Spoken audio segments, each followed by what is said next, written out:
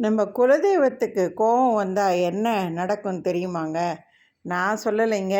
நம்ம முன்னோர்கள் சொல்லி வச்சுட்டு போயிருக்காங்க. என்னன்னு கேளுங்க. குடும்பத்தில் தொடர்ந்து உடல்நலக்குறைவு ஏற்படும். எந்த காரியத்தை செய்ய நினச்சாலும், செய்ய முற்பட்டாலும் அது தடைப்பட்டு அந்த காரியமே நடக்காது, தாமதமாக போகும். அப்புறம் குடும்பத்தில் தேவையில்லாமல் சண்டை சச்சரவு வந்துக்கிட்டே இருக்கும். அடுத்தது கனவுல தேவையில்லாமல் எதையாவது ஒன்று நமக்கு காட்சியாக காமிச்சு நம்மளை பயமுறுத்துங்க.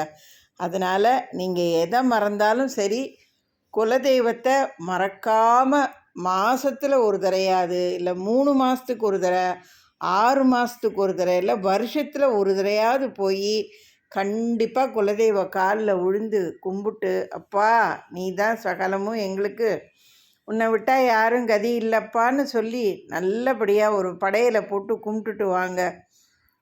அப்படியே உங்களால் போக முடியலன்னா கூட உங்கள் குலதெய்வ ஃபோட்டோ இருந்ததுன்னா அதை உங்கள் வீட்டு பூஜை அறையில் வச்சு அந்த குலதெய்வத்துக்கு ஒரு விளக்கு நெய் தீபம் ஏற்றி நம்ம கோரிக்கைகளையெல்லாம் குலதெய்வ காலடியில் வச்சோன்னு சொன்னால் எல்லா காரியமும் டக்கு டக்குன்னு நமக்கு நடக்குங்க.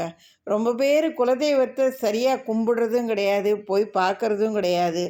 குலதெய்வத்துக்கு உண்டான முறையான வழிபாடுகளை மேற்கொள்ளாதனால நிறைய குடும்பங்களில் பார்த்திங்கன்னா என்ன காரணம்னே தெரியாமலேயே பெரிய பல பிரச்சனைகளில் சிக்கி சின்னாபின்னமாகி உருதெரியாமல் எத்தனையோ குடும்பங்கள் போயிருக்குங்க. இதெல்லாம் நிதர்சனமான உண்மை நடந்துக்கிட்டு இருக்கு. அதனால் தயவு செஞ்சு எந்த தெய்வத்தை கும்பிட்டாலும் கும்பிடாட்டியும் நம்ம குலதெய்வத்தை இறுக்கி கட்டி பிடிச்சிக்கிட்டு கண்ணை மூடிக்கிட்டு தினமும் குலதெய்வத்தை கும்பிடுங்க.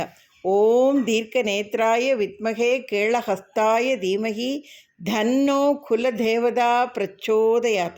இந்த குலதேவதாங்கிற இடத்துல உங்கள் குலதெய்வத்தோட பேரை சொல்லி ஒரு நாளைக்கு உங்களால் எத்தனை முறை சொல்ல முடியுமோ உங்கள் பூஜை அறையில் சொல்லிட்டு வாங்க.